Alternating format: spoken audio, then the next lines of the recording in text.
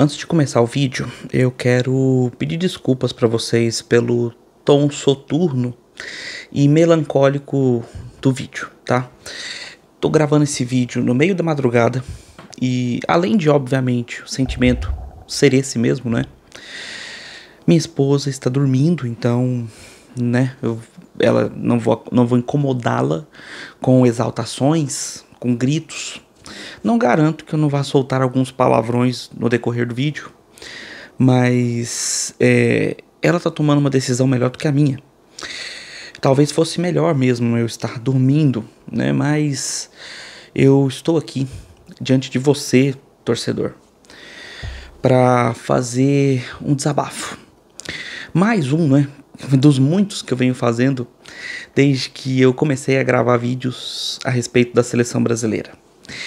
Para você que acompanha o canal, você já tá cansado de saber, não quero encher o saco com repetições, mas para você que tá chegando agora para conhecer o canal, vendo esse vídeo, caiu de paraquedas aqui, meu nome é Victor Gader e eu sou um torcedor brasileiro. Meu time é o Dragão, quem acompanha já sabe, mas eu sou apaixonado pela seleção brasileira. Isso é uma coisa de família, já expliquei isso várias vezes em vários vídeos aqui. Então, dito isso, eu não consigo simplesmente ignorar, tá? O que a gente está vivendo. O vídeo de hoje, ele vai ser um pouco mais crítico do que analítico, tá? Até porque você que assistiu o jogo, você que teve o desprazer de assistir o jogo, você viu que... O que eu vou analisar desse jogo? Eu vou parabenizar, bater palmas para a melhor seleção sul-americana da atualidade, que enfrentou um time amador em um jogo treino, né? E esse time amador é a minha amada seleção brasileira. Deixa eu fazer um recorte aqui, deixa eu falar com vocês um pouco aqui, para vocês entenderem um pouco o sentimento, tá? Em 1994, o Brasil estava tendo o lançamento do Plano Real, teve um fato gravíssimo no esporte, que foi o falecimento do Ayrton Senna, mas a grande maioria dos brasileiros que viveu aquela época e que lembra daquela época, tem na memória, como talvez o fato mais relevante, a Copa do Mundo e o título do Brasil, o tetracampeonato. Em 1998, eu, particularmente, não tenho memória alguma de algum fato importante que me venha à mente. Zero, tá? Mas eu lembro perfeitamente da final 3-0 da França em cima do Brasil. E no decorrer da Copa daquele ano. Me lembro muito bem, tá? E muitos brasileiros que viveram aquela época também vão se lembrar basicamente desse fato. Provavelmente não vão lembrar de outras coisas. 2002, mesma coisa. Muitas coisas devem ter acontecido interessantes. Eu não tenho memória para isso, mas eu lembro da Copa do Mundo. Eu lembro de ver minha seleção jogar. Outros anos, eu lembro, por exemplo, de Copa América que o Brasil venceu, Copa das Confederações e por aí vai, pelo menos até 2013. 2014, todo mundo lembra do fatídico 7-1. Por que eu tô falando isso? Porque, conversa aqui comigo, fala aqui comigo. Qual é o motivo real da população em geral se orgulhar do Brasil? Educação? Pff, não brinca, né? Economia? Pelo amor de Deus, né? Ah, sei lá, lazer, justiça, segurança? Não. O brasileiro, nas últimas décadas, vamos colocar aí, brasileiro regular, tá? Assalariado, brasileiro que procura uma válvula de escape para o seu sofrimento do dia a dia, ele se apegava no seu futebol. Ou pelo menos, mesmo aqueles que não gostassem de futebol como um todo, se apegavam na seleção brasileira. A camisa amarelinha que quando jogava, sempre ganhava, sempre trazia orgulho para a população, orgulho para o povo brasileiro. Povo que todo dia de manhã acorda cedo para pegar ônibus, pegar condução que for, vai a pé para trabalho, que sofre todo dia no batidão do sol, que ganha um salário pífio comparado com esses com esses nojos que vestem hoje a camisa amarelinha. Esse povo, ele tinha um patrimônio, tinha uma âncora na qual se segurar e que tirava ele da realidade cruel que o Brasil coloca. O povo tinha a seleção brasileira. E assim, me desculpem, eu sei que tem muita gente que não liga pra isso, mas a vida já é dura demais, cara. Já é dura demais pra que o brasileiro perca a única coisa que ainda lhe dava prazer de ver, de viver e que representava o seu país. Sei que é pouco, sei que o brasileiro deveria ter muitos outros motivos para ser feliz, mas o nosso país, nas mãos de quem está, nas mãos de quem esteve, e mais precisamente a nossa Confederação Brasileira de Futebol, nas mãos de quem está, nas mãos de quem esteve, não gera nada de orgulho ao seu povo. E a pouca verdade que tinha de felicidade, digamos, gratuita para o brasileiro, ela se vai. Eu e os meus pais, nós vivemos muitos anos de seleção. Repito, perdão aí, mais uma vez a me emocionar, desculpa, eu sei que eu tenho muito carinho pelos anos que eu vivi, pelos momentos que eu vivi aos lados dos meus pais, onde no dia do jogo da seleção, a gente parava tudo. Nós íamos pra sala juntos, torcer, gritar, xingar, reclamar. Mesmo quando a seleção perdia, porque a seleção perdia também em muitos momentos ali daqueles anos, daquelas décadas, nós tínhamos o gosto de assistir. Porque a gente podia até perder, mas não faltava empenho, não faltava dignidade. Houveram derrotas cruéis, o 2-0 para Honduras, né? O 3-0 para a França na final do Mundial, entre outras. Mas, em geral, o saldo era muito positivo. Muito. E dói muito, cara. Dói muito. Você vê em campo jogadores que não têm orgulho de vestir essa camisa. Orgulho. Porque vamos ser sinceros, gente. Esses jogadores que hoje estavam lá nessa lamentável derrota de 4-1, eles não queriam estar lá. Hoje, um jogador que joga na Europa e veste a camisa amarelinha, ele não veste por orgulho, ele veste por obrigação. Ele veste por compromisso, talvez até por compromisso comercial. Não é de hoje, claro, isso já existia antes, mas você tinha algo a mais antigamente. Você tinha um espírito brasileiro naquela camisa.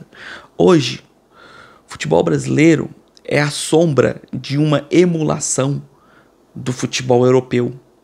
O futebol brasileiro não tem cara de futebol brasileiro. Desde quando nós somos uma seleção medrosa, covarde? Desde quando nós temos jogadores que jogam pelo Brasil que tiram o pé numa dividida contra a Argentina? Desde quando você tem um gol como aquele que nós tomamos, o 4º gol da seleção argentina, onde o marcador simplesmente desiste de fazer a cobertura e o lateral, que deveria acompanhar o jogador argentino, que no caso era o Guilherme Arana, ele literalmente reduz a velocidade de marcação, ele diminui, ele deixa o jogador argentino passar. Onde você tem um Léo Ortiz que entra no segundo tempo e cabeceia a bola para trás sem enxergar, sem fazer nada. Onde você tem um Vinícius Júnior que treme as pernas diante de qualquer outra seleção, que ele só joga bem quando ele joga com o time dele, porque o time é bom. Melhor do mundo, muito fácil ser quando o seu time é muito bom, quando o seu elenco que está ao seu lado é muito bom. Quando você tem que chamar a responsabilidade, é a hora que você separa os homens dos meninos. E o Brasil hoje tem um bando de menino mimado, um bando de menino preguiçoso e desinteressado. Desinteressado, desanimado, sem vontade de vestir essa camisa.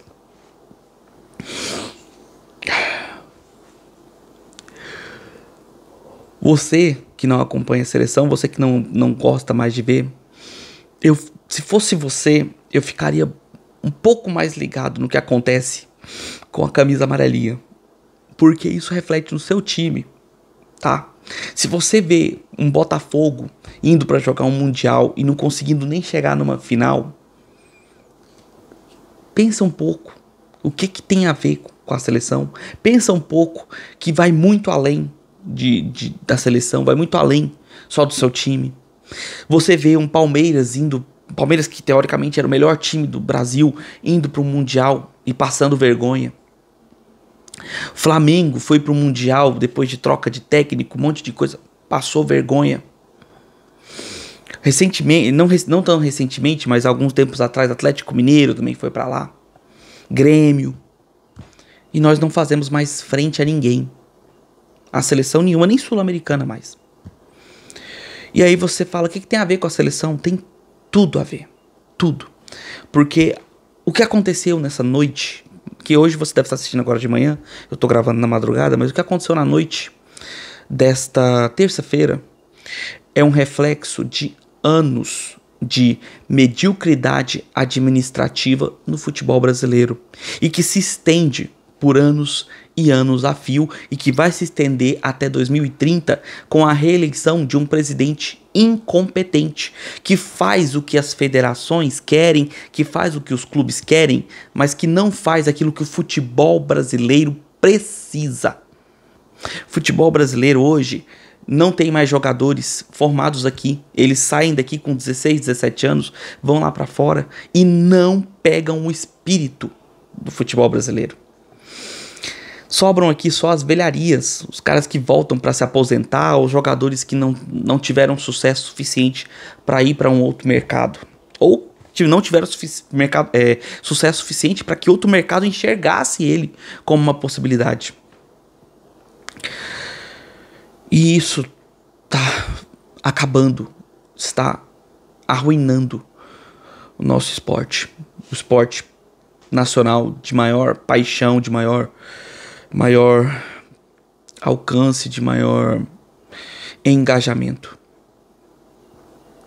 Claro que tivemos outros esportistas incríveis em outras modalidades. Posso citar vários aqui. Gustavo Kuerten no tênis, o Goiama no tênis de mesa, a Fadinha, né? A Raíssa Leal ali no skate. E outros antigos, né? Como Bob Burnquist, como cara, tanta gente aí, né? O vôlei brasileiro maravilhoso, que já foi lendário em muitos anos. E entre outros esportes, tantos, né? Que a gente já teve. Mas o futebol sempre foi o orgulho do povo brasileiro.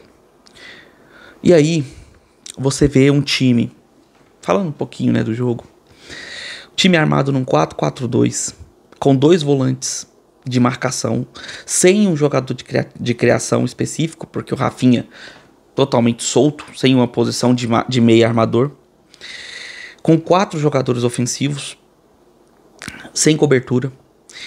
E esse time jovem, que deveria ser um time que jogasse no contra-ataque, porque vamos combinar, nosso time não é mais uma equipe de domínio de bola, o Brasil não é mais. O técnico coloca essa seleção para marcar linhas altas no campo defensivo do adversário. Adversário esse que é muito bem treinado, que é muito preparado, que é muito entrosado e que é extremamente qualificado. E detalhe, está jogando em casa, comemorando uma classificação garantida para a próxima Copa do Mundo. Não deu outra, gente. Só de eu falar isso aqui, vocês já entenderam o erro. Se vocês não entenderam, eu vou explicar. O time, quando joga com as linhas avançadas, ele deixa buraco lá atrás para o contra-ataque.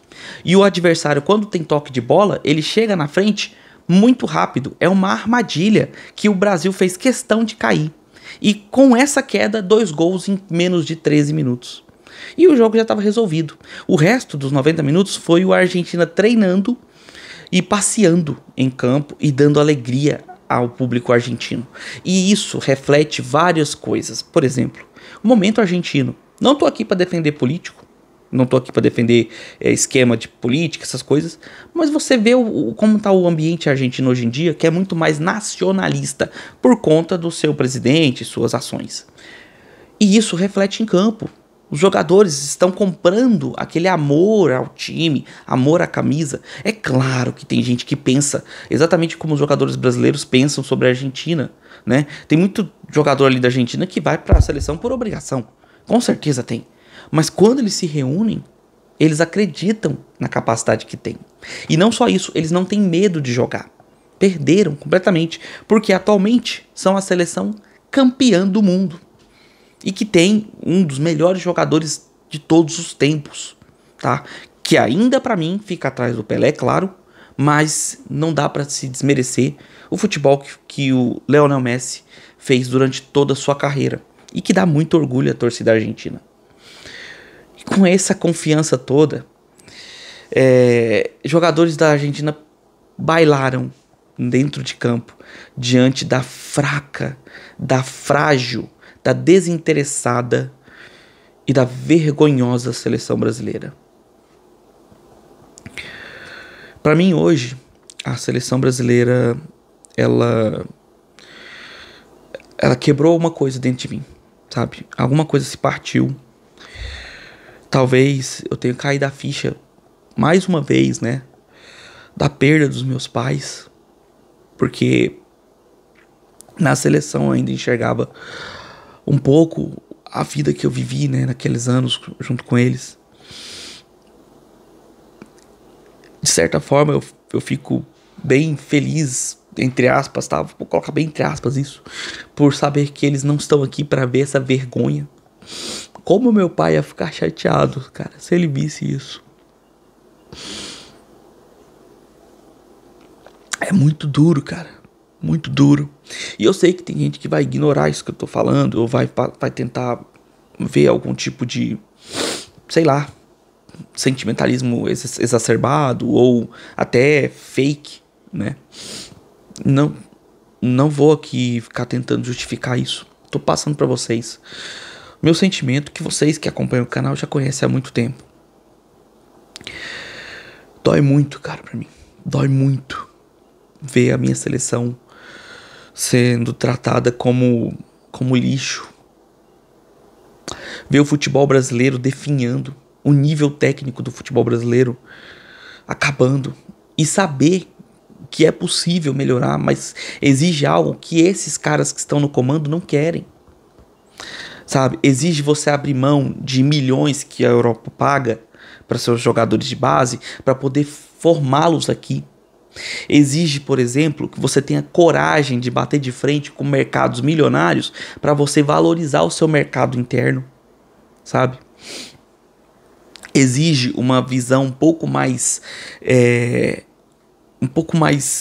abrangente do nosso futebol, para entender que o nosso país é continental e que ele precisa ser repartido para que a gente possa criar pontos de surgimento de novos ídolos, novos modelos, né? Novos expoentes para o nosso futebol, novas promessas. Saber que o nosso futebol precisa de malemolência, precisa de ousadia, de drible, de alegria, de coragem. E propor isso, e acreditar nisso, e, sabe, apoiar isso. E não tentar ficar europeizando os times aqui, sabe? Nesse ponto, existem alguns times que eu ainda vejo um pouquinho disso. Como, por exemplo, o Palmeiras todo ano revela um jovem que, se ficasse aqui mais um pouquinho, talvez fosse um expoente como aquele jogador de característica de futebol brasileiro. É só você olhar para o último ídolo brasileiro aqui, que é o Neymar. O Neymar ficou muitos anos no Santos, foi sair já com, sei lá, 20 anos, não lembro. Mas ele ficou várias temporadas aqui no futebol brasileiro, temporadas que certamente ele estaria estourando na Europa. Mas ele ficou aqui e ele foi cada vez mais acreditando na sua capacidade de ousadia com a bola, sabe? Seu talento. Seu talento não foi podado por um técnico ou por uma comissão técnica que o obrigava a tocar de lado, que o obrigava a evitar os dribles para não humilhar o adversário ou coisa parecida. Não.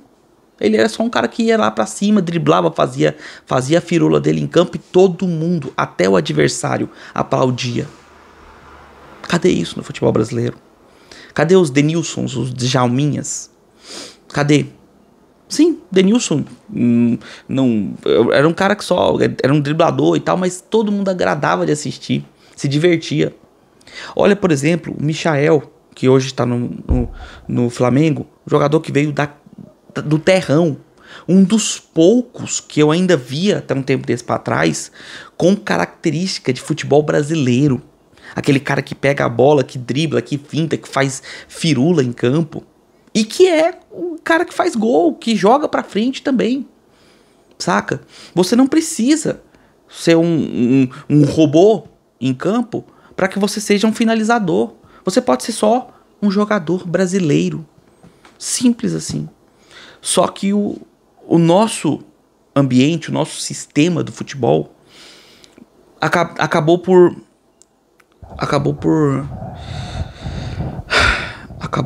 arruinar isso. Por mandar o futebol brasileiro de arrasta pra cima. Hoje nós temos só uma emulação do futebol lá fora. Eu tô muito triste, cara. Eu tô muito triste. Eu tô cansado de ver isso. Não só na seleção. Tô cansado de ver isso com os times brasileiros. Tô cansado da gente ganhar a Libertadores, ir lá pro Mundial e passar vergonha. Eu tô cansado de presidentes incompetentes da CBF ou que são banidos do futebol por corrupção. Na verdade, eu tô cansado de corrupção em todos os âmbitos. Eu tô cansado do Brasil não dar orgulho em nada. Em nada. Agora, nem no futebol a gente tem orgulho. Que o futebol é negócio não é de hoje, mas deixou de ter paixão para virar simples comércio. Aqui, pelo menos aqui no Brasil. Desculpem, gente. Desculpa a minha melancolia. Desculpa aí. Tá o desabafo. Me desculpem.